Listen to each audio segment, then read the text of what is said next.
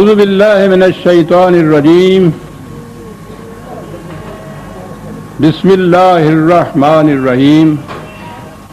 عزیزان من، آج نومبر 1983 کی 18 تاریخ ہے اور درس قرآن کریم کا آغاز سورہ الحاقہ سے ہو رہا ہے۔ 69ویں سورت، اس کے آغاز سے ہی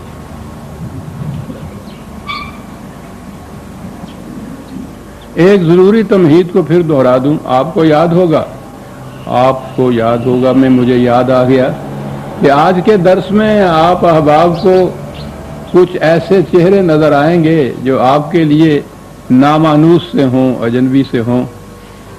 یہ طلوع اسلام کی بزموں کے نمائندگان ہیں جو اپنے اجتماع کے لیے یہاں تشریف لائے ہوئے ہیں۔ اب ان کا تعارف اس سے زیادہ تو میں کیا کراؤں کہ یہ جو قرآنی فکر ہے ہماری، اس کے ذرائع ابلاغ، اس کے ناشرین یہی احباب ہیں، اور ان کی وفاداری بشرط استواری کی یہ کیفیت ہے کہ کم از کم گزشتہ 25-30 سال سے جب سے بھی طلوع اسلام وجود میں آیا ہے، ان کی بزمیں مختلف شہروں میں قائم ہیں، پاکستان میں بھی، بیرون پاکستان بھی، اور یہ وقتاً فوقتاً اس طرح سے جمع ہوتے رہتے ہیں۔ پہلے تو ایک کنونشن ہوا کرتا تھا طلوع اسلام کا سالانہ، اب وہ کنونشن ملتوی ہو گیا ہوا ہے حالات کی وجہ سے، تو یہ باہمی مشاورت کے لیے جمع ہو جاتے ہیں یہ احباب۔ تو حسن اتفاق سے یہ اس دفعہ ایسے آئے کہ جمعہ کا درس بھی ہوا تو اس میں بھی یہ احباب شریک ہیں۔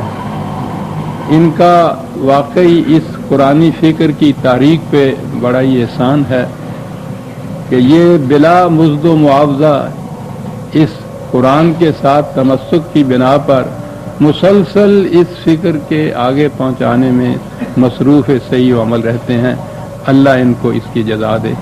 اور اس کے بعد میں یہ عرض کروں گا کہ آپ کو یاد ہوگا جب میں نے یہ 28ویں پارے کے درس کی ابتدا کی ہے تو میں نے عرض کیا تھا کہ یوں تو قرآن کریم کے مختلف مقامات میں ہی یہ چیزیں آتی ہیں کہ وہ حقائق کو مجازی انداز میں استعارہ یا تشبیہات کے رنگ میں بیان کرتا ہے، لیکن آخری 2 پاروں میں یہ انداز بڑا ہی ارتکاز اختیار کر گیا ہے۔ بہت سے حقائق اس کے اندر آ رہے ہیں، تو ان میں سے ایک حقیقت ایسی ہے کہ وہ اپنے اندر مطالب اور معانی کا ایک دریا رکھتی ہے۔ تو میں نے عرض کیا تھا کہ ان آیات میں، اور جیسا میں نے گزارش کیا ہے آخری 2 پاروں میں، کچھ تغیرات اور انقلابات کا ذکر ہے، اور قرآن تو آیا ہی اس لیے تھا کہ وہ انقلاب برپا کرے، لیکن ان آیات میں جو انقلابات ہیں وہ 3 نوعیت کے نظر آتے ہیں۔ ایک تو ایسا نظر آتا ہے کہ جیسا خارجی کائنات میں کوئی انقلابات برپا ہوں گے جن کی نشاندہی وحی الہی نے دی ہے، اور وہ قرآن کی ان آیات میں ہے۔ سورج مان پڑ جائے گا، چاند کے ٹکڑے ہو جائیں گے، ستارے گر پڑیں گے، آسمان یہ ہوگا، یہ تمام چیزیں اس طرح سے پھیلی ہوئی ہیں۔ ان کا تعلق یہ طبعی کائنات جو ہے ان سے ہے۔ طبعی کائنات میں کس قسم کے تغیرات رونما ہوں گے، ایک تو یہ موضوع ایسا ہے کہ جو ان میں ریسرچ کرنے والے سائنسدان ہیں، اور وہ تو مغربی ہیں، وہ اس کے پیچھے لگے ہوئے ہیں، اور آئے دن اس کے اوپر ایسا لٹریچر شائع ہوتا چلا جا رہا ہے جن سے نشاندہی ہوتی ہے کہ اس خارجی کائنات میں کس قسم کے محیر العقول تغیرات واقع ہوں گے، لیکن ابھی یہ چیز قیاسات کی حد تک ہے، وہ متعین طور پہ کسی نتیجے پہ نہیں پہنچے، لیکن قیاسات بھی وہ ایسے ہیں جو قرآن کے بیان کردہ تغیرات کی نشاندہی کرتے ہیں. ابھی کل ہی میرے ایک عزیز رفیق محترم وہ آئے ہیں، اور میرے لیے تو یہ احباب جہاں کہیں بھی کچھ کتاب ملے ایسی اس کو لے آتے ہیں، تو ہدیتاً وہ ایک کتاب لائے ہیں. عجیب کتاب ہے. کافمین ہے ایک بہت بڑا سائنسدان، فزسٹ. کتاب ہے اس کی black holes and warped space time. عنوان ہی بڑا تکنیکی ہے، سائنس کے بغیر بات سمجھ میں نہیں آتی. پہلے ہی صفحے کے اوپر جو لکھا ہے نا، وہ ان تغیرات کی عجیب انداز سے رہنمائی کرتا ہے، نشاندہی کرتا ہے. میں نے مناسب سمجھا ہے کہ وہ الفاظ ہی آپ کے سامنے پیش کر دوں. میں تو ان کو پڑھنے کے بعد تھر تھرا گیا. قریب the most fantastic things ever predicted. Holes in the fabric of space. Holes in the fabric of space, where gravity is so strong that anything pulled in, even light, is lost forever.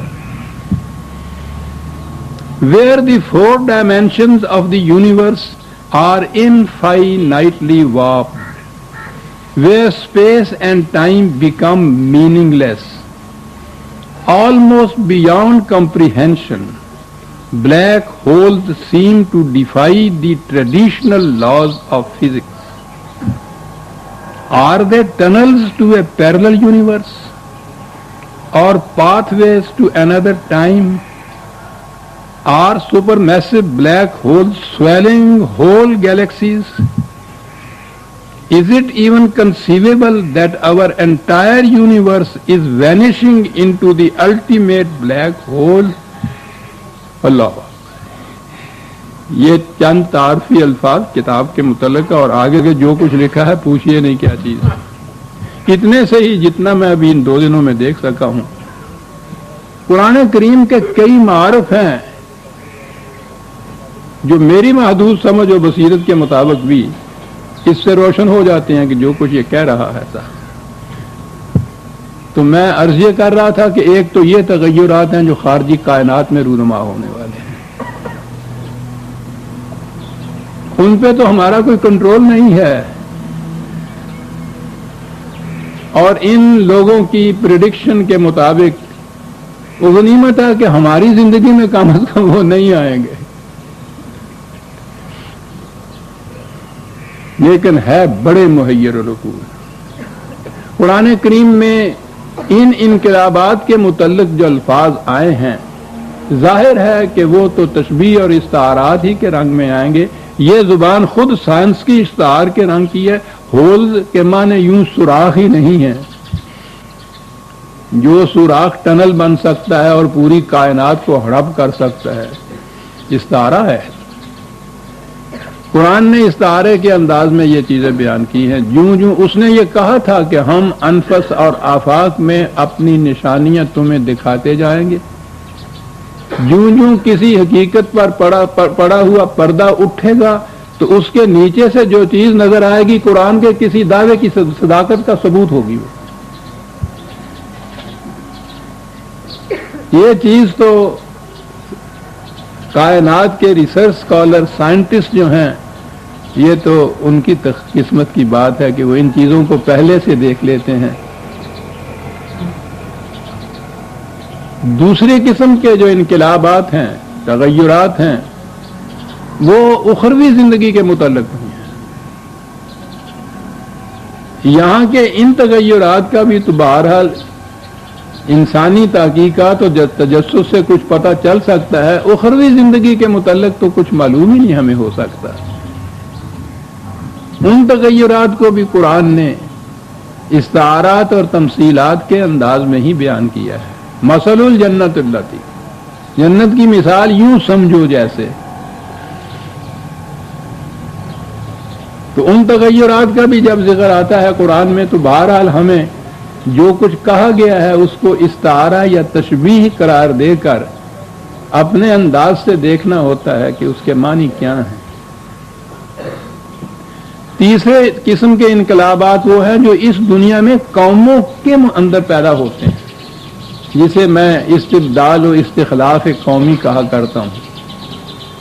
Succession of nations, ایک قوم آتی ہے، عروج پہ پہنچتی ہے، زوال آمادہ ہوتی ہے، فنا ہو جاتی ہے، اس کی جگہ دوسری قوم لے لیتی ہے، دوسرا نظام وجود میں آتا ہے، وہ نظام چند دنوں کے لیے چلتا ہے، پھر اس کے بعد وہ خود ہی زوال آمادہ ہو جاتا ہے۔ یہ ایک مسلسل تاریخ ہے انسانیت کی جو چلی جا رہی ہے۔ ان انقلابات کا ذکر بھی قرآن میں آتا ہے، اور یہ ذکر بھی، قرآن کوئی تاریخ کی کتاب نہیں ہے کہ وہ تاریخی اسلوب سے یہ چیزیں بیان کرتا چلا جائے۔ وہ ہمارے لیے ہدایت ہے، رہنمائی ہے ان کے لیے جو قرآن کو اپنے دور میں خود پڑھتے ہیں، جن سے رہنمائی لینا چاہتے ہیں، ہر دور کے انسان کے لیے یہ۔ اس لیے وہ باتیں بھی اس نے استعارات کے رنگ میں بیان کی ہیں۔ واقعات تو حقیقتی ہیں جیسے تاریخ کے انداز کے، اس سے جو نتائج مستنبط ہوتے ہیں وہ اس نے اپنے انداز میں بیان کیے ہیں۔ اور عربی زبان میں جس میں یہ قرآن عظیم ہے، ایک خصوصیت یہ بھی ہے کہ یہ استعارے و تشبیہات جو ہیں، ان کے متعلق عربوں کی زبان میں یہ تھا کہ ان کے مجازی معنی یوں لیے جاتے ہیں۔ ایک تو لفظ کا لٹرل میننگ ہوتا ہے، لفظ کے معنی لفظ ہوتا ہے، واٹر کے معنی پانی ہوتا ہے، اور ان الفاظ کے معنی ان کو مجازی معنی کہتے ہیں۔ تو ان جو یہ واقعات آئے ہیں قرآن کے اندر، قوموں کی کے عروج و زوال سے جو متعلق حقائق آئے ہیں، وہ ہمیں رہنمائی بخشتے ہیں، اور ان کے لیے جو الفاظ استعمال ہوئے ہیں قرآن میں، ان کے جب مجازی معنی لیے جاتے ہیں، اور وہ مجازی معنی عربوں کی زبان کے اندر موجود ہیں۔ یہ نہیں ہے کہ ہم اپنے طور پہ جو جی میں آئے ان کے معنی لے لیں، یہ بھی بات نہیں ہے، وہ موجود ہیں زبان کے اندر۔ ان کی روشنی میں جب وہ معنی جو ہیں متعین کیے جائیں تو قوموں کے عروج و زوال کے متعلق عجیب عجیب حقائق سامنے آتے ہیں، اور یہ ہے وہ حصہ قرآن کا جس کا بنیادی طور پر اولی ہم سے تعلق ہے۔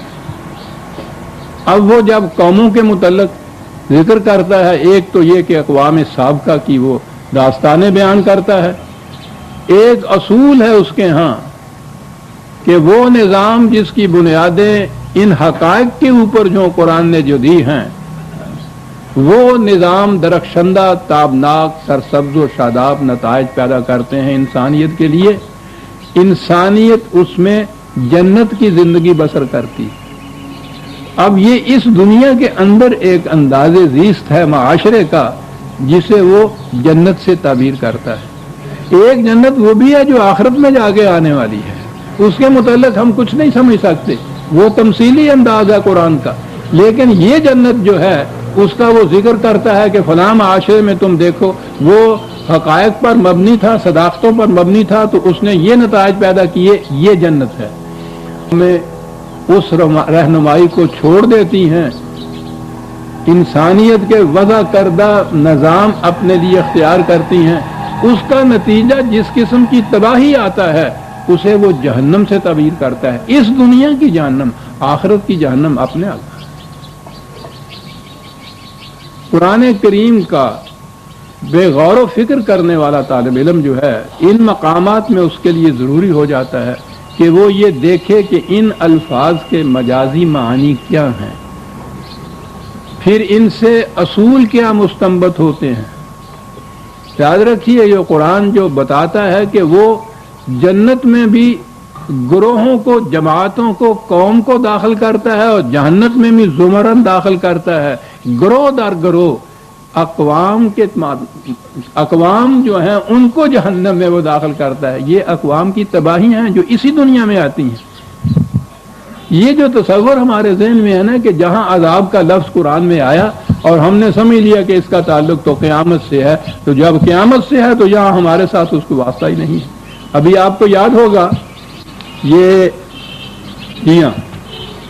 سابقہ ہی جو سورت تھی، سورہ القلم، 68ویں سورت، اس میں 33ویں آیت میں پیچھے سے بیان کرتا چلا آ رہا ہے کہ قومیں کس طرح سے تباہ ہوئیں، کس طرح سے برباد ہوئیں، کس طرح جہنم میں دی، اور آگے ہے کذالک العذاب، یہ ہے عذاب جس میں قومیں مبتلا ہوتی ہیں، کذالک العذاب، اور آگے ہے والعذاب الآخرۃ اکبر، وہ آگے آنے والا اخروی زندگی کا عذاب وہ اس سے زیادہ شدید ہے۔ تو دونوں عذاب اس نے بیان کر دیے، قوموں کی تنزل، تباہی اور بربادی کا ذکر کرتے ہوئے کہا کذالک العذاب، یہ ہے عذاب جس میں قومیں مبتلا ہوتی ہیں۔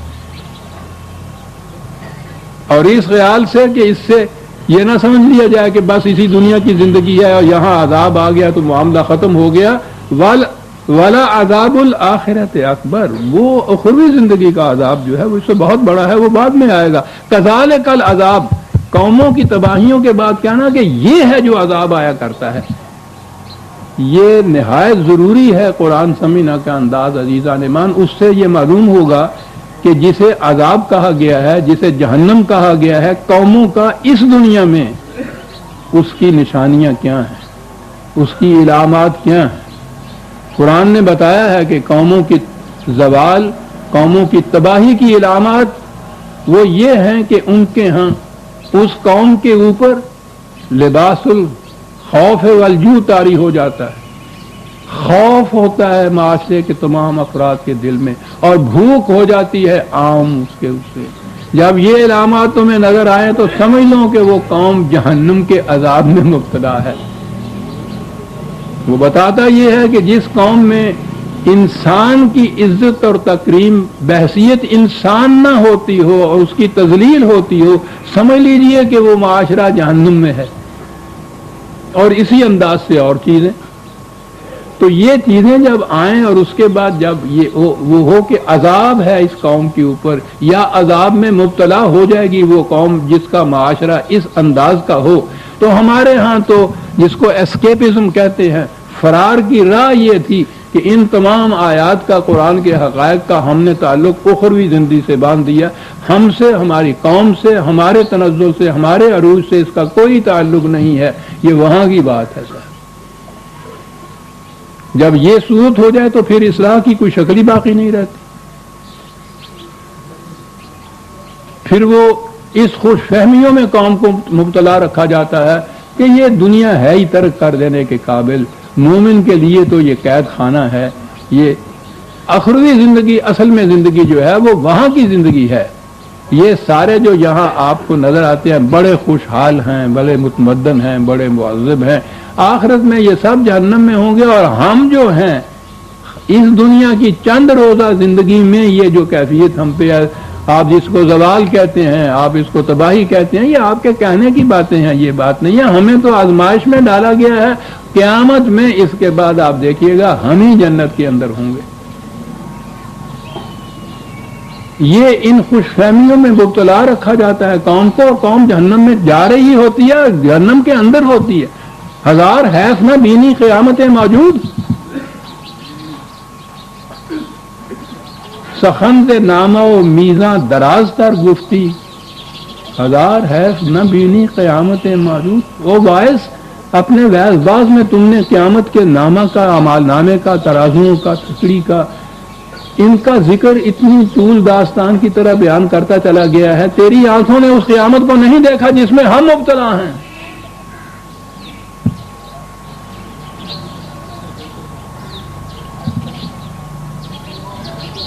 تو قرآن کے ان مقامات میں میں نے عرض کیا کہ خاص طور پر یہ جو آخری دو پارے آتے ہیں، ان میں تو قدم قدم پہ یہ چیز ہمارے سامنے آتی ہے، قوموں کا زوال، ان کی تباہی، ان کی بربادی، جس عذاب میں وہ مبتلا ہوتی ہے اس دنیا کے اندر کے عذاب میں، پہلے اس کو لینا چاہیے، اور اس کے لیے اصلاح کی شکلیں قرآن نے خود متعین کر کے بتا دی کہ اس جہنم سے تو یوں نکلا جا سکتا ہے، بشرطے کہ وہ قوم اس جہنم سے نکلنے کی خواہش اپنے اندر رکھے، اور جو اسی جہنم کی زندگی کو جنت سمجھ لے تو سوال ہی نہیں کہ اس میں سے وہ اس کے نکلنے کا سوال ہی پیدا نہیں ہوگا۔ یہ ذہن میں رکھ کے بالخصوص آخری دو پاروں پر غور و تدبر یوں کرنا چاہیے قرآن میں۔ پھر آپ دیکھیں گے کہ ایک ایک بات کس طرح ایک حقیقت بن کے سامنے آتی ہے. اور حقیقت کا لفظ میں نے اس لیے کہا کہ بات شروع ہوتی ہے یہی جو الحاقہ کی صورت ہے 69 شروع ہی اس طرح سے ہوتی ہے بسم اللہ الرحمن الرحیم الحاقہ تو مل حاقہ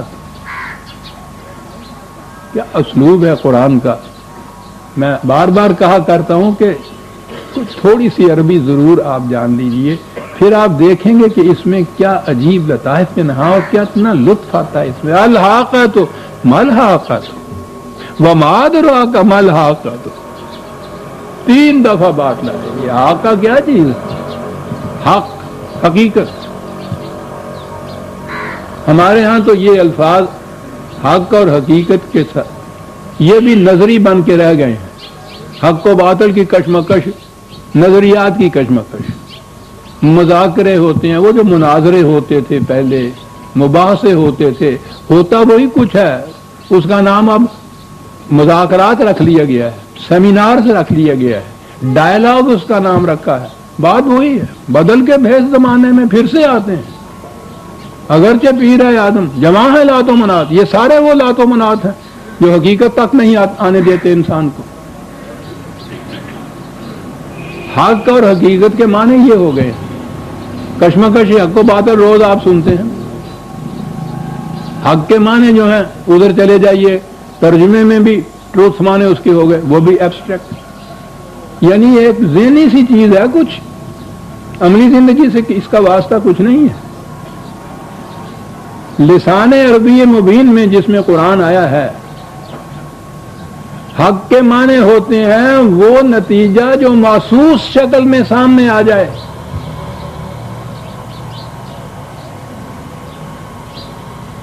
یہ نظری بحث نہیں ہے.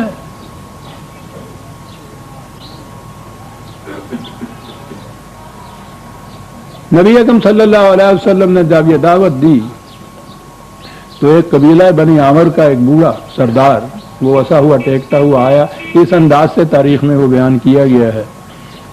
اس نے آ کے یہ پوچھا آپ سے کہ آپ جو دعوت دے رہے ہیں یہ کیا ہے؟ آپ نے فرمایا کہ یہ ایک حقیقت ہے, یہ ایک حق ہے جس کی طرف میں دعوت دیتا ہوں, یہ ایک کلمہ ہے جس کی طرف میں دعوت دیتا ہوں. اس نے کہا کہ ہر کلمہ کی ایک حقیقت ہوتی ہے. یہ جو آپ کا یہ کلمہ ہے, نظریہ زندگی جو ہے, بنیاد جس چیز کے اوپر ہے وہ کلمہ ہوتا ہے. تمت کلمہ تو ربے کا, دیکھیے کلمہ کے معنی یہ ہے. تو آپ کے کلمہ کی حقیقت کیا ہے؟ آپ نے فرمایا کہ یہ اتنے شہر اور اتنے قلعے جو فتح کیے ہوئے ہیں یہ حقیقت ہے میرے کلمہ کی. حقیقت آپ نے غور فرمایا حقیقت کے معنی کیا ہو گئے؟ وہ چیز جو اس طرح واقعہ ہو کہ محسوس طور پر سب کے سامنے آ جائے, تو اس میں تو پھر گنجائش ہی نہیں رہتی نا کسی اعتراض کی, بحث کی, مناظرے کی, تردید کی. حقیقت جو ہے وہ محسوس طور پہ اس کا شرط یہ ہے حق کا کہ وہ محسوس طور پر سامنے آنے والی چیز ہو. ریالٹی ہو انگریزی میں اگر سمجھتے ہیں, اس کے برعکس ریالٹی کے ایلیوژن کا لفظ ہے نا, ان میں ایلیوژن نہ ہو اسے کہا جائے گا حقیقت. اور وہاں سے ہی یہ ہے, حقیقت سے ہی ہے الحاق کا, محسوس شکل میں سامنے آنے والی بات, ریالٹی.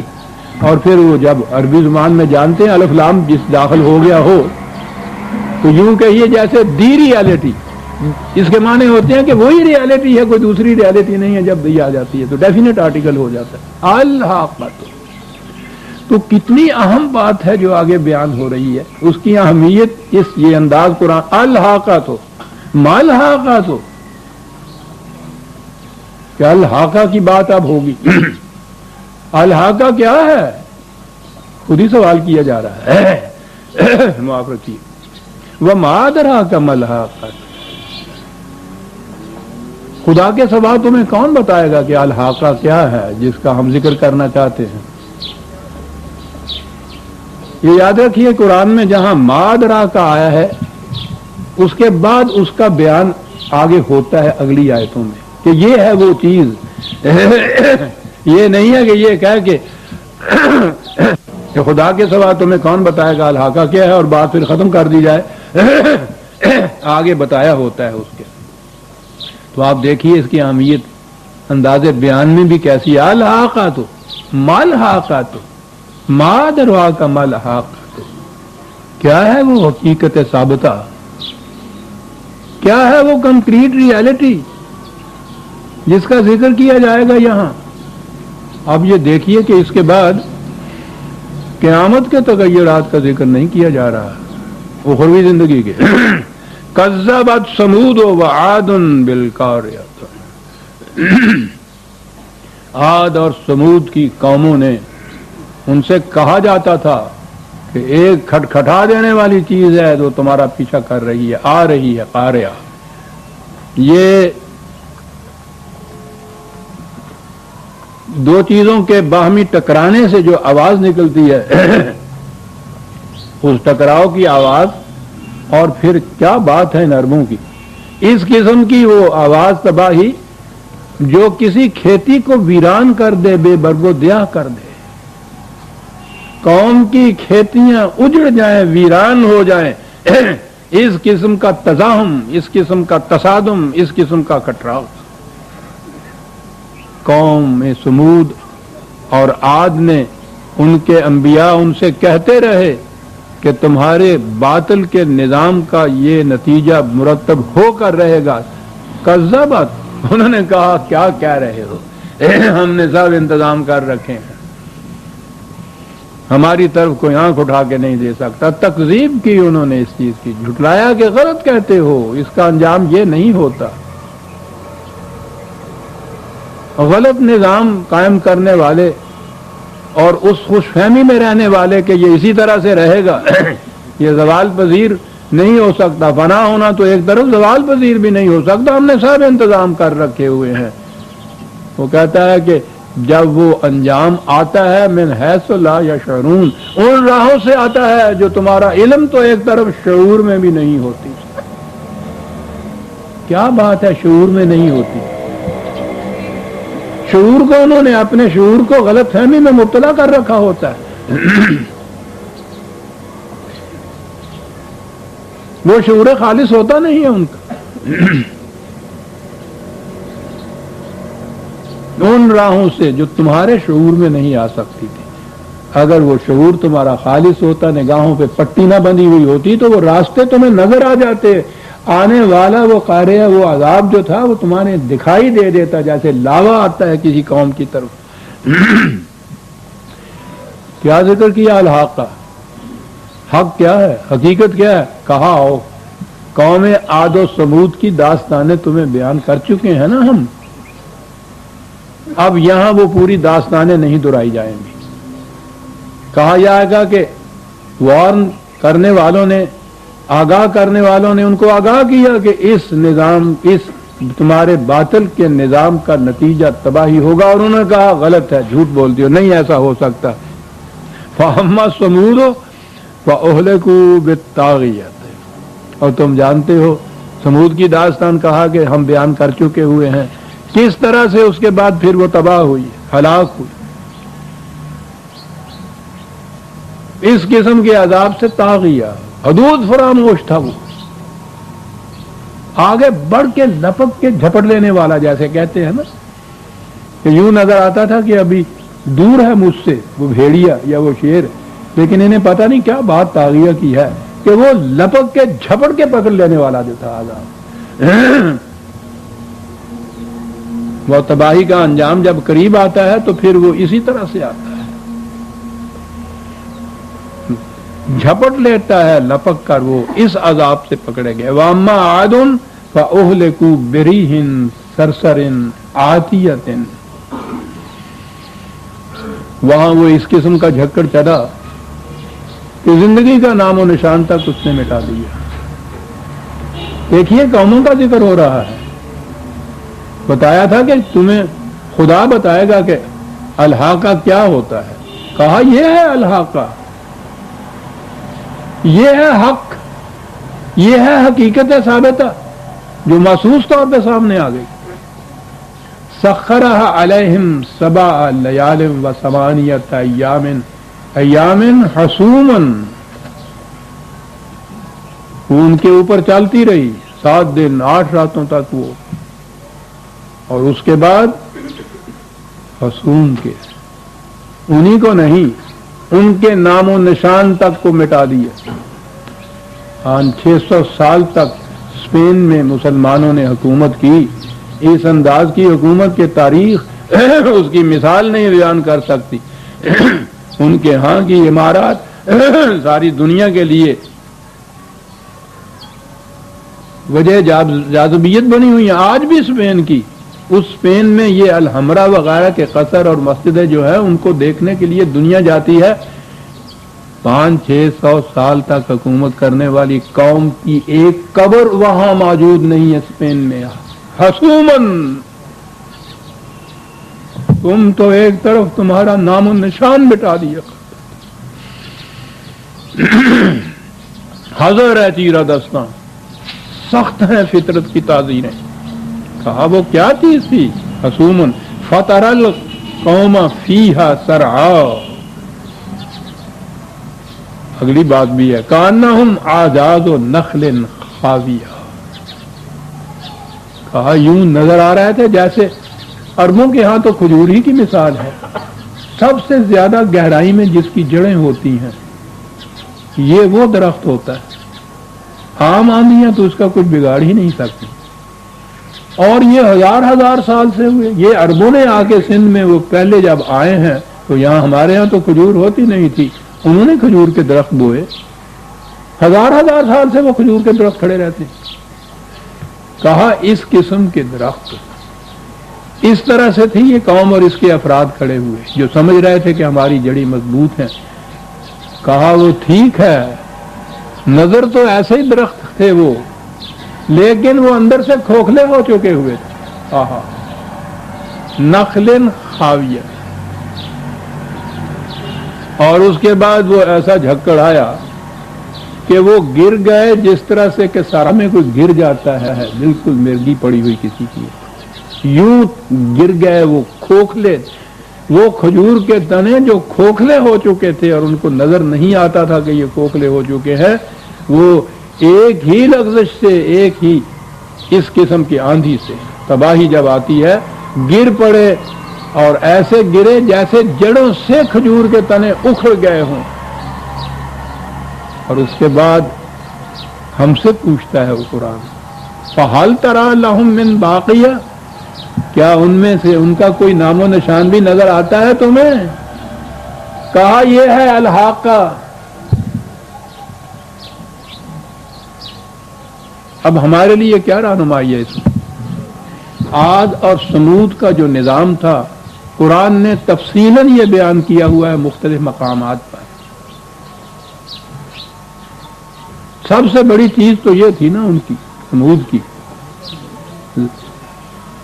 یہ ان کا نظام تھا نا یہ مویشی پالنے کا، اور ان چراگاہوں پر اور ان چشموں پر یہ قوم کے بڑے بڑے جو سردار تھے قوت کے بل بولتے پر انہوں نے اس پہ قبضہ کر رکھا تھا کہ ان کے جانور ہی چرے، انہی کے جانور پانی پیئیں، جب وہ نکل جائیں چلے جائیں تو کچھ باقی بچ جائے تو پھر وہ غریبوں کے حصے میں آئے. یہ تھا وہاں کا اقتصادی اور معاشی نظام. یہ طبقات تھے وہاں کے. یہ کسی کے جانور کو قریب نہیں آنے دیتے تھے. حضرت صالح نے یہ کیا کہا تھا ان سے کہا تھا کہ یہ چیز غلط ہے روش تمہاری. انہوں نے کہا تھا کہ صحیح روش کیا ہے؟ کہا صحیح روش یہ ہے کہ یہ جانور جو ہے مویشی جو ہیں وہ تم اپنی طرف سے نسبت کر دیتے ہو کہ یہ فلاں سردار صاحب کا ہے، یہ فلاں جاگیردار صاحب کا ہے، یہ فلاں ذمہ دار کا ہے، اور یہ فلاں معاف رکھیے گا فلاں جلائے کا ہے، فلاں کمینے کا ہے، فلاں کا ہے. کہا کیا تم نے ان جانوروں کی نسبت کس طرح سے کر دی ان کی طرف؟ اور اس کے بعد یہ زمین یہ فلاں زمیندار کی ہے، فلاں جاگیردار کی ہے، اس پہ وہ غریب کا کوئی بھیڑ بکری بھی نہیں آ سکتی، کہنے کی زمین کے اوپر یہ تقسیم۔ آپ کو معلوم ہے کہ جو حضرت صالح علیہ السلام نے ان سے ایگریمنٹ کیا تھا کہ جو پیش کی تھی پیش کر کہ آؤ اس معاملے کے اوپر ہمارے ساتھ، وہ کیا ہے؟ قرآن نے 2 لفظوں میں کہا ہے، ارض اللہ ہے لعباد اللہ، ناقت اللہ و ارض اللہ، یوں ہے کہ یہ زمین خدا کی زمین اور یہ سارے مویشی خدا کے مویشی، خدا کے مویشیوں کو خدا کی زمین کے اندر کرنے تو تم چچا لگتے ہو اس کے۔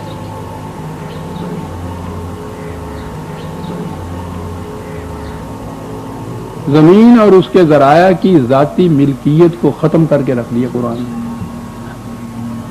ہر متنفس سانس لینے والا جسے خدا نے پیدا کیا ہے وہ خدا کا بندہ ہے، خدا کی مخلوق ہے۔ کہا ارض بھی اللہ کی پیدا کردہ ہے، اس کی ملکیت ہے، خدا کی زمین میں خدا کے بندے۔ وہاں تو معاملہ صرف مویشیوں کا تھا، اس لیے ناقہ کا ہی لفظ آیا ہے، اور اس کی وسعت پھر نبی اکرم صلی اللہ علیہ وسلم کے ہاتھوں جو انقلاب متشکل ہوا ہے، حضور نے اس کی اور وسعت کی، اور وہ یہ تھی کہ بندے خدا کے بندے، زمین خدا کی بندی، خدا کی ملکیت، خدا کی زمین میں خدا کے بندے بے روک ٹوک چلیں گے۔ تو جب یہ کہا کہ تمہیں معلوم ہے کہ عاد کا کیوں یہ حشر ہوا، سمود کا کیوں حشر ہوا، تو یہ قرآن نے پہلے بتایا ہوا ہے۔ اب ہمارے لیے یہ داستان جو ہے یہ محض تاریخی واقعات نہ رہے، بلکہ ان واقعات سے جو قرآن نے نتائج مستنبط کیے وہ اصول بن گئے زندگی کا ہمارے لیے، کہ خدا کی پیدا کردہ چیز کسی کی ذاتی ملکیت نہیں ہو سکتی، وہ تمام نوع انسانی کے لیے کھلی ہونی چاہیے۔ یہ اصول آ گیا تھا۔ اس کے خلاف جو کچھ کوئی کرے گا اس کا کیا حشر ہوگا، یہ چیز نظری طور پر بیان نہیں کی، کہا الحاقۃ، یہ ایسی حقیقت ہے جسے محسوس شکل میں تم دیکھ چکے ہو، تمہیں پتہ ہے کہ عاد کا کیا حشر ہوا تھا اور سمود کا کیا حشر ہوا تھا۔ اس زمانے کی وہ عرب قومیں تو روز ان بستیوں سے گزر رہی، نام و نشان تک مٹ جاتا ہے۔ وجاء فرعون ومن قبلہ والمؤتفقات بالخاطئۃ، اس سے پہلے فرعون کا تکبر بھی تم دیکھ چکے ہو، انا ربکم الاعلی۔ تمام ذرائع رزق پر جو خدا نے اپنے بندوں کے لیے قائم کیے تھے، استکبار کی بنا پر، قوت کی بنا پر، شمشیر کے زور سے ان کو اپنے قبضے میں لیا، اور پھر اس کے بعد کہا کہ کون ہے تمہارا رب، تم اس کو خدا بنائے بیٹھے، ہم تمہارے رب ہیں۔ حال متکبر جو قوت کے زور کے اوپر یہ چیزیں حاصل کرتا ہے، اس کا انداز یہی ہوتا ہے، وہ رب بنتا ہے۔ کہا پھر دیکھ لیا پھر اس رب بننے والے کا انجام کیا ہوا، اس انجام کو دیکھو اور سمجھو کہ اسے کہتے ہیں الحاقہ۔ کہا وہ قوم لوط جو بے حیائی میں اتنا آگے چلی گئی تھی، اب وہ جنسی معائب کی طرف آیا اور زمام کی طرف آیا، جس نے ان حدوں کو تجاوز کیا تھا جس قوم نے، اس کا انجام بھی تم نے دیکھ لیا۔ پھر مؤتفقات، الٹی ہوئی بستیاں، بالخاطئۃ،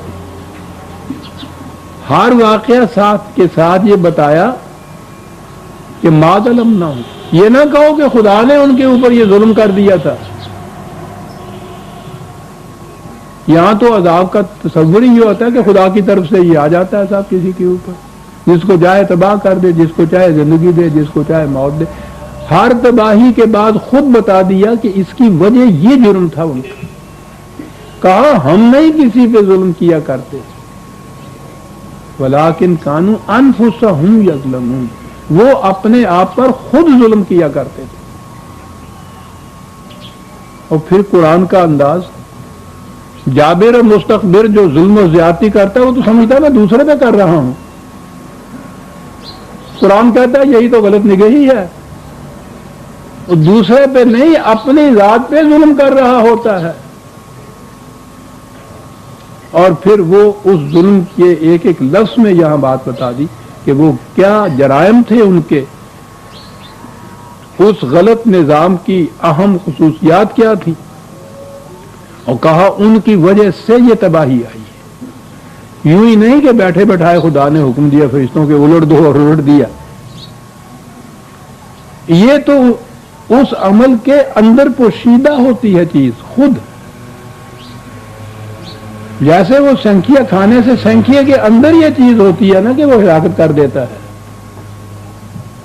غلط نظام کے اندر یہ چیز ہوتی ہے کہ اس سے تباہی آتی ہے، قوموں کی مملکتیں تباہ ہوتی ہیں، حکومتیں الٹ جاتی ہیں، اور یہ جس انداز سے الٹتی ہے اور پھر تم خود دیکھ سکتے ہو کہ اس کا انجام کیا ہوا تھا۔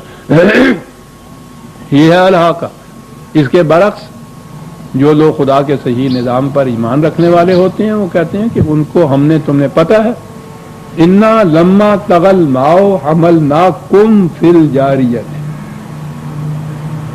وہ حضرت نوح کا قصہ یاد رکھو کہ جب وہ سیلاب کی طغیانیاں آئی تھی تو کس طرح سے وہ غرقاب ہوئے، لیکن وہ جنہوں نے خدا کے صحیح نظام کی صداقتوں پر جو ایمان لائے ہوئے تھے وہ اس میں سے بچ گئے اور نکل کے دوسری طرف چلے گئے۔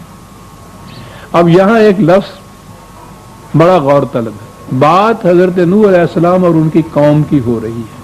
کہا یہ ہے کہ انا لما تغل ماؤ، جب پانی حد سے بڑھ گیا، طوفان کی طغیانیاں نامحدود ہو گئیں، اتنا زیادہ بڑھ گیا، حملناکم فی الجاریہ، ہم نے تمہیں کشتی میں سوار کرا دیا۔ سوال پیدا ہوتا ہے کہ وہ تو پتہ نہیں کتنے ہزار سال پہلے کی قوم تھی نوح، اس قوم کو کشتی میں سوار کرایا تھا، یہاں کہتا ہے ہم نے تمہیں پھر کشتی میں سوار کری ہے۔ یہ تمہیں کیا ہے؟ یہ وہی ہے کہ دنیا میں پہلے دن سے لے کے آخری دن تک جو قوم جو فرد بھی خدا کی صداقتوں پر ایمان لاتا ہے وہ ایک قوم بن جاتا ہے، ایک گروہ بن جاتا ہے۔ اس لیے کہا کہ بات نوح کی ہے، کہا تمہیں ہم نے کشتی میں سوار کرا لیا تھا نا۔ آہا، کس قسم کی برادری بناتا ہے قرآن، ہم اثر اقوام ہی کی نہیں، مخاطب اقوام ہی کی نہیں کہ وہ انہیں تم کہے، وہ تو انسانیت کو کہتا ہے۔ کان الناس امۃ واحدہ، پوری نوع انسانی ایک برادری ہے، ایک امت واحدہ ہے، تو وہ انسانیت میں یہی نہیں کہ یہاں سے شروع کر کے آگے پیچھے سے بھی جو انسانیت چلی آ رہی ہے اس میں بھی وہ دو فریق پیدا کر دیتا ہے، حزب اللہ اور حزب الشیطان۔ خدا کے نظام کی صداقتوں پر ایمان رکھنے والی قوم، وہ حضرت نوح کے زمانے کی ہو یا نبی اکرم صلی اللہ علیہ وسلم کے زمانے کی یا ان کے بعد قیامت تک کے زمانے کی، جو بھی ان صداقتوں پر ایمان رکھے گی اسے وہ ہر دور میں قوم کہہ کے پکارتا ہے، تم کہہ کے پکارتا ہے۔ اور اس نے صرف ہندوستان اور پاکستان میں ہی دو قومی نظریہ کی حقیقت کو واضح نہیں کر دیا، ایک عالمگیر صداقت بیان کر دی کہ وہ نوح کے زمانے کے وہ لوگ ہوں کہ جنہوں نے جو ان حقیقتوں پہ ایمان لائے تھے، یا تم ہو رسول اللہ کے زمانے کے، یا قیامت تک آنے والے ہو، یہ سارے ایک قوم کے افراد ہیں، اسی لیے تو قوم کہہ کے پکارا گیا ہے۔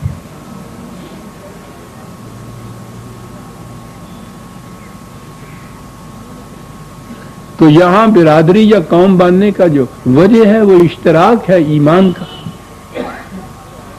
میں نے عرض کیا ہے نا، پھر یہ غور طلب چیز ہے، اپنی ہم اثر انسانوں کے متعلق ہی نہیں، دنیا میں جب جہاں جس قوم نے جس زمانے میں بھی جو قوم بھی ان حقائق پر ایمان لائی وہ ایک برادری کے فرد بنے۔ ابتدا ہوئی وہاں سے، حضرت نوح علیہ السلام کے وہ جو ملائے اعلیٰ تھے، وہ بڑے بڑے متکبر جو تھے، انہوں نے کہا یہ تھا کہ یہ لوگ جو ہمارے ہاں شودر ہیں، نیچ ہیں، کمینے ہیں، کمینے کوئی کمین ہمارے ہاں کہا گیا ہے۔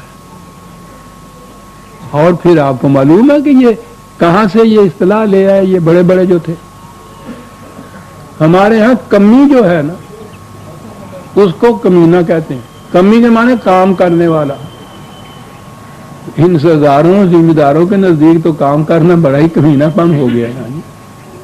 اشراف اور بڑا تو وہ ہے کہ کام دوسرے کریں اور وہ بیٹھا ہوا کھائے. وہاں سے یہ کمی بنا, کمی سے یہ کمین بنا,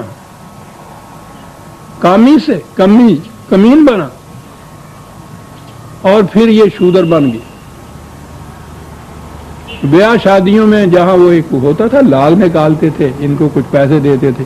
یہ جتنے بھی صنعت و حرفت والے کاریگر لوگ وہاں ہوتے تھے نا, لوہار, ترخان, کمہار, دیلی, یہ کام کرنے والے سارے کمینوں کے سامنے کھڑے ہوتے تھے اور ان کو خیرات کے طور پر یہ دیتے تھے بیاہ شادیوں میں کمی کہہ کے. یہ حضرت نوح علیہ السلام کی داستان جو پہلی شروع ہوئی ہے اس میں یہ چیز تھی. انہوں نے کہا یہ کمی ہے جو تمہارے ساتھ ہیں, ہم ایمان لانے کو ہم تیار ہیں تمہارا ساتھ دینے کو, لیکن کیا تم چاہتے ہو کہ یہ اور ہم دونوں ایک پلنگ پہ بیٹھ جائیں, ہمارے برابر یہ بیٹھ جائیں؟ یا تو ان کو نیچے بٹھاؤ یا ان کو نکالو پھر ہم آئیں گے. جواب یہ تھا کہ وَلَقَدْ كَرَّمْنَا بَنِي آدم. ہر انسان ہونے کی جیسے یکساں واجب التکریم ہے, اور کام کرنے والا تو القاسب حبیب اللہ حضور نے فرمایا ہے.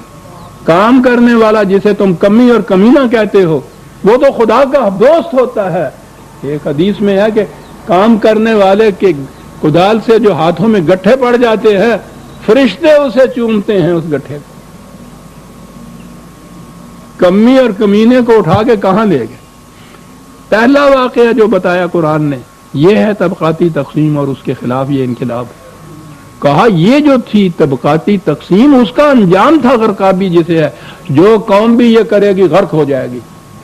غرق ہونے کا ذریعہ خواہ وہ پانی کا طوفان ہو یا کہیں کا ایٹم بم آ جائے. عاد اور سمود کا میں نے عرض کیا, ہود کا کہا. ان اقوام کے جرائم گنائے ہیں گناہ نے, اور کہا ہے یہ ان کا واقعہ ہوا, تمہیں ہم نے کشتی میں سوار کرا کے تو نجات اس سے محفوظ رکھا, وہ تباہ ہو گئے. لِنَجْعَلَهَا لَكُمْ تَذْكِرَةً وَتَعِيَهَا أُذُنٌ وَاعِيَةٌ. واہ, کہا کہ یہ ساری داستانیں جو ہم نے تمہیں بیان کی اور بتایا کہ الحاقہ کیا ہوتا ہے, یہ تمہارے لیے ہم نے. اب آئی بات کہ یہ داستانیں کیوں بیان کی. جب ہسٹری کی جو کتاب آپ پڑھیں گے نا تو اس میں کہیں یہ نہیں لکھا ہوگا کہ تمہارے لیے یہ واقعہ اپنے اندر عبرت اور نصیحت کی موعظت کی داستانیں رکھتا ہے. وہاں نہیں ہوتا, کرانیکل ہوتے ہیں, واقعات بیان کرتے چلے جاتے ہیں, سوال ہی نہیں ہوتا. قرآن تو تاریخ بھی اپنے انداز کی بیان کرتا ہے. یہ سارا کچھ کرنے کے بعد کہا کہ ان اقوام کی روش زندگی, ان کا انجام, ان کی تباہی تمہارے لیے آیا عبرت اپنے اندر رکھتی ہے. اور اس لیے رکھتی ہے, کیا انداز ہے, تَعِيَهَا أُذُنٌ وَاعِيَةٌ. ایک تو وہ کہتے ہیں نا کہ اس کان سے سنی اس کان سے نکال دی. یہ لفظ ہے واعیہ ہے, کسی چیز کو لے کر وہاں اس طرح سے اکٹھا کرنا کہ جیسے کسی برتن میں کسی چیز کو ڈال کے اس کے اوپر ڈھکنا دے دیا جائے کہ اس کی ہوا بھی نکلنے نہ پائے. اس طرح سے کسی چیز کو محفوظ کر کے رکھ لیا جائے نا اندر, اسے کہتے ہیں یہ جمع ہوا اوہا. یاد ہے آپ کو وہاں لکھا ہوا ہے سرمایہ دار کرتا یہ ہے, مال کو جمع کرتا ہے, تو یہ تو کوئی جرم نہیں تھا, اکٹھا کیا. پھر وہ اس طرح سے اس کو برتن میں ڈال کے رکھتا ہے کہ اس کی ہوا بھی کسی غریب تک نہ پہنچنے پائے. یہ ہے یہ لفظ. کہا یہ تذکرہ ہے ان کے لیے گوش نصیحت فروش جسے کہا ہے غالب, گوش نصیحت نیوش, کہ کان میں وہ ڈالیں بات کو اور پھر اس کے اندر محفوظ رکھ لیں. ان کے لیے ان واقعات کے اندر زندگی اور موت کی داستانیں پوشیدہ ہیں. یہ ہے ابتدان چیز. آگے اس انقلاب جو آنے والا ہے وہ ٹکراؤ جس کو القاریہ کہا گیا ہے, جس کے بعد الحاقہ کے انداز میں پھر وہ محسوس نتائج سامنے آنے والے ہیں. وہ پھر واقعات تھے بدر کے میدان میں, احد کے میدان میں, حنین کے میدان میں. 6-7 سال تک مسلسل پھر ٹکراؤ ہی ٹکراؤ ہوتا چلا گیا.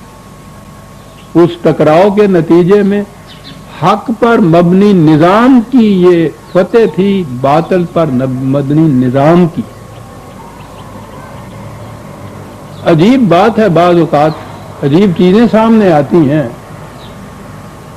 مثلا ہماری جنگ ہوئی انڈیا کے ساتھ سن 65 کی جنگ نہیں، 71 کی جنگ کی بات ہوئی۔ اس کے بعد آج تک ریسرچ ہو رہی ہے، تحقیق ہو رہی ہے کہ اس شکست کی وجوہات کیا تھے، ذمہ دار کون تھا اور اس کے وجوہات کیا تھے۔ ہمارے ہاں تحقیق ہوتی چلی جا رہی ہے۔ حیرت ہوئی مجھے جب میں نے پہلا اعلان اندرا گاندھی نے کیا تھا اپنی پارلیمان میں کہ یہ جو کامیابی ہماری ہوئی ہے مشرقی پاکستان میں، عام طور پہ آپ سمجھیں گے کہ یہ ہماری فوجوں کی کامیابی ہے، ہمارے جرنیلوں کی کامیابی ہے، ہمارے لشکروں کی، ہماری جو یہ فوج اور اس کے ہتھیار اور وہ جرنیل اور یہ ذرائع ہے، ان کی کامیابی ہے۔ کہا بالکل نہیں، یہ کامیابی ہے ایک حق کے نظام کی، باطل کے نظام کے اوپر۔ ہم پاکستان سے کہہ رہے تھے کہ غلط نظام تمہارے یہاں قائم ہو رہا ہے، بچ جاؤ، انہوں نے ہماری نہ سنی، آج دنیا نے دیکھ لیا کہ اس کا نتیجہ کیا ہوا۔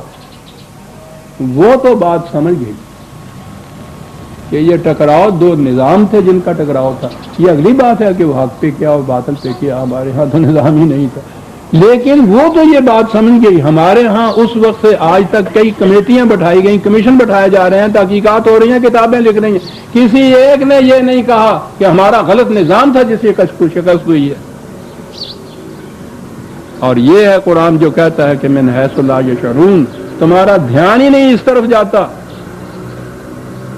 کہ تباہی یہ ناکامی کیوں ہوئی ہے، تم اس میں خارجی اسباب اور خارجی ذرائع کی طرف تمہاری توجہ یہ جاتی ہے، وہ بھی ضروری ہوتے ہیں، لیکن اصل چیز یہ ہے وہ جو اس اندرا گاندھی نے اپنے یہاں سمجھ لی تھی کہ یہ فتح ہے ایک صحیح نظام کی باطل نظام پر۔ اس کا مطلب یہی تھا کہ پاکستان کی بنیاد جب انہوں نے رکھی ہے، ان کے نزدیک وہ دعویٰ ہی باطل تھا کہ قومیت کا مدار ایمان ہوتا ہے۔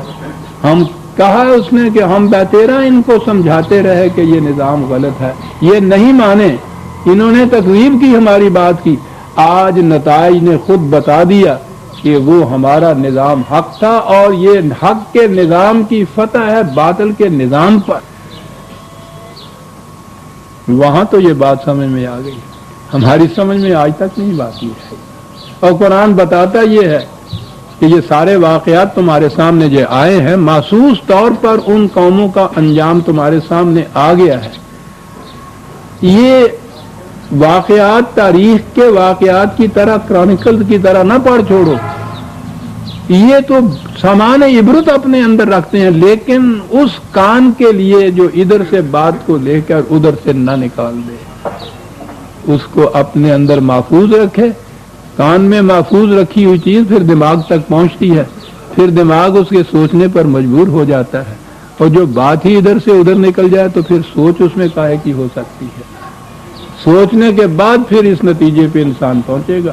تو تاریخ کی اہمیت آپ دیکھیے کہ قرآن نے کتنی بتائی، لیکن اس نقطۂ نگاہ سے اہمیت کہ تاریخ ساری انسانیت کی باطل اور حق، غلط اور صحیح نظاموں کے درمیان ٹکراؤ ہوا کرتا ہے، اور اس کے نتائج سے پھر آنے والی نسلیں وہ پھر یہ نتیجہ اخذ کر سکتی ہیں کہ کس قسم کے نظام کامیاب ہوتا ہے اور کہاں شکست ہوتی ہے۔ اور سارے قرآن کریم کے ان واقعات کے بعد یہ بتایا قرآن نے کہ یہ ہو نہیں سکتا، جسے اس نے کہا ہے کہ کافر مومنوں پر کبھی غالب رہیں، یہ ہو نہیں سکتا، یہ کہا خدا یہ کبھی نہیں کرے گا، یہ کہا ہے ما کان اللہ، کہ غلط نظام کے جو حامل ہیں وہ صحیح نظام والوں پر غالب آ جائیں۔ یہ ہے تاریخ جو بیان کر رہی ہے، اور یہ ہے الحاقہ جہاں سے اس سورت کی ابتدا ہوئی، اور پھر دوہراؤں کہ اس انداز میں اب آپ سمجھ جائیں گے کہ کیا الحاقہ تو غور کرو اس چیز کے اوپر، اس حقیقت پر جو محسوس شکل میں تمہارے سامنے آئی تھی۔ الحاقہ ملحاقہ تو کیا ہوتی ہے، مادرا کا ملحاقہ، تمہیں خدا کے سوا کون بتائے؟ آؤ ہم بتاتے ہیں کہ کیا ہوتی ہے حقیقت جسے کہا جاتا ہے۔ حقیقت یہ ہے کذبت ثمود و عاد بالقاریہ، ان سے لاکھ کہا گیا، بیتیرا سمجھایا گیا کہ غلط نظام کا انجام اور تباہی جو ہے وہ بربادی اور تباہی ہوتی ہے، انہوں نے ایک نہ مانی۔